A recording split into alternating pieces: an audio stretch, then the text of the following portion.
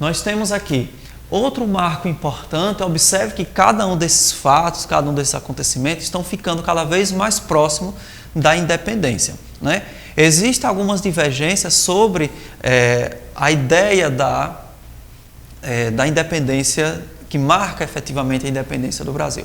Alguns defendem que o Brasil, né, começa a tornar-se efetivamente independente a partir da chegada da corte portuguesa, né? Outros já dizem que o dia do fico ele tem tão grande importância assim como o 7 de setembro, né? O dia do fico, 9 de janeiro de 1822, né? Foi um dia também importante que em 1821, quando Dom João resolve voltar para Portugal, pressionado pela elite, né, portuguesa, então ele deixa aqui no Brasil o Pedro, né, o seu filho, que viria a se tornar o Dom Pedro I. Né? Então, não somente Dom João VI deveria retornar para Portugal, como também toda a corte, inclusive até mesmo os herdeiros do trono. E aí é onde entra a figura de Dom Pedro, né, que vem a se tornar posteriormente o primeiro imperador do Brasil. Então, Dom João VI tem uma ideia estratégica, ele resolve voltar para Portugal, mas deixa aqui no Brasil o seu filho Dom Pedro, né, na condição de príncipe regente. Até porque ele não queria abandonar de vez, né, o Brasil. Né? Então, a figura de Dom Pedro representaria ali o poder, e a figura de Dom João VI, né, representaria ali o poder da coroa portuguesa aqui no Brasil. Então, desta forma, né, isso vai contribuir também para acelerar e consolidar ainda mais o processo de independência. Então, a importância da representação do dia do fico foi que Dom João, de forma estratégica, resolve justamente deixar o seu filho aqui no Brasil. Ok? E, finalmente, vamos chegar, né, à representação, ao grito da independência ou morte, né, que isso tornou-se simbólico naquilo que vem a ser compreendido enquanto a independência do Brasil. Né? Dom Pedro I, o 7 de setembro de 1822, foi uma representação, né, efetiva da independência do Brasil. É quando tropas encontram a caravana na qual Dom Pedro I estava, né, se deslocando do Rio de Janeiro a São Paulo para justamente cobrar o retorno de Dom Pedro para Portugal. Então, em meio a tantas incertezas, a tantas dúvidas, Dom Pedro resolve efetivamente dizer que o Brasil, a partir daquela data, se tornaria independente. Nós temos aqui a representação, né, desse quadro que traz o grito da independência, representando o grito da independência. Claro, obviamente, o cenário não era exatamente esse, mas aqui representa, né, a partir da visão de Pedro Américo, o momento do grito da independência, às margens do rio do Ipiranga, né, onde, simbolicamente, Dom Pedro teria declarado a independência do Brasil. Ok? Então, vamos lá.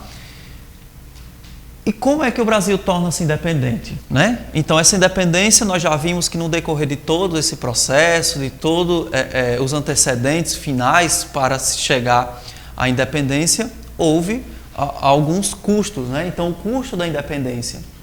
Primeiro, né, a indenização que o Brasil teve que pagar, né, para Portugal, porque o Portugal não reconheceu de imediato a independência do Brasil. Né? Além de que também toda aquela dívida, todos aqueles custos, né, que fez com que a corte portuguesa viesse para o Brasil, né, todas as despesas, todo aquele processo de estruturação, de organização do Brasil, que ainda era uma colônia, né, com a presença da corte portuguesa aqui no Brasil, essa dívida foi deixada para trás por Dom João VI. E quem assumiu essa dívida foi justamente o Brasil. Então, uma das primeiras formas também de poder reconhecer a independência do Brasil foi o Brasil ter que pagar, né, reconhecer essas dívidas e ainda ter que pagar uma indenização para a coroa portuguesa como uma forma do seu reconhecimento. Sabemos também que a Inglaterra foi uma das primeiras nações também a reconhecer a independência do Brasil, porque era claro, né, e objetivo o interesse da coroa inglesa sobre as relações políticas e comerciais, né, principalmente econômicas, no Brasil. E o Brasil, tornando-se independente, né, seria mais um mercado a ser explorado por parte da coroa inglesa, né? Então, a independência mudou o olhar da elite colonial sobre a administração brasileira. Nasceu a necessidade de criar órgãos representativos, ou seja, né, a elite ela passa a desejar, né, a ter um interesse mais próximo, mais efetivo dentro do Brasil, até porque se configurava a partir desse momento da independência do Brasil, essa elite que se constituía no Brasil, ela passava a ter uma representação, passava a ter um poder, né, de voz e também a defender os seus interesses dentro do novo modelo, dentro do novo governo que se estabelecia. Vamos lá? Então, o que mudou? Politicamente, né, nós temos... existe um consenso entre alguns historiadores quanto à independência no Brasil, liderado pelas elites, né, a liberdade de comércio e também a autonomia administrativa, desde o tempo de Dom João. Né? Então, apesar de que o Brasil ser considerado agora independente, ainda detinha alguns laços políticos, né? Se não somente com Portugal, mas também com a Inglaterra. Então temos a permanência, né, dessa certa independência, né, nas decisões políticas a serem tomadas aqui no Brasil. Então existia uma série de interesses por trás de tudo isso que não proporcionava efetivamente uma independência plena do Brasil. Então a mudança veio justamente numa nova estrutura política, né, administrativa, que não era mais dependente de Portugal, mas por trás de tudo isso existiam interesses, né, um jogo político principalmente a partir da Inglaterra. Economicamente, o Brasil continuou sendo um país agrário, ou seja, né, a principal atividade econômica, a principal base da economia era justamente a terra, não somente a terra, como também, né, o trabalho e o uso da mão de obra escrava. E passa a absorver cada vez mais produtos importados, manufaturados, vindos da Inglaterra. Então, vale lembrar que, como nós já vimos anteriormente, a Revolução Industrial, né, que ocorre na Inglaterra, vai proporcionar toda essa dinâmica econômica, né, e a Inglaterra vai buscar expandir cada vez mais os seus interesses de comércio, né, principalmente na América como um todo. E o que não ocorre de forma diferente no Brasil, né? O Brasil também vai ser um ponto-alvo de interesse das atividades, dos produtos econômicos industrializados da Inglaterra. Socialmente, a estrutura social continuou sendo a mesma, ou seja, não ocorreu o fim da escravidão, os privilégios, a elite colonial, né, brasileira vai se consolidar enquanto uma elite agora efetivamente, né, nacional, que vai justamente buscar manter os seus interesses, né, dando sustentação a todos esses privilégios que a elite sempre buscou manter. E socialmente a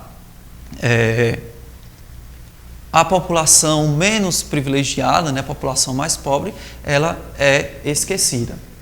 Em resumo, conciliava-se a ruptura do pacto colonial com a preservação do escravismo.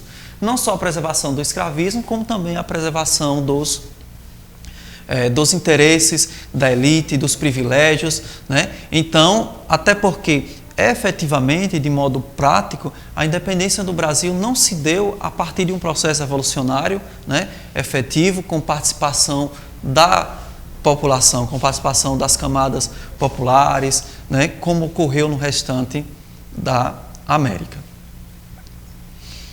Então, por fim, deixo aqui para vocês, né, bons estudos e que vocês possam elaborar aí na casa de vocês as atividades sugeridas no livro didático, capítulo 8, da página 138, né, 149 e a 153.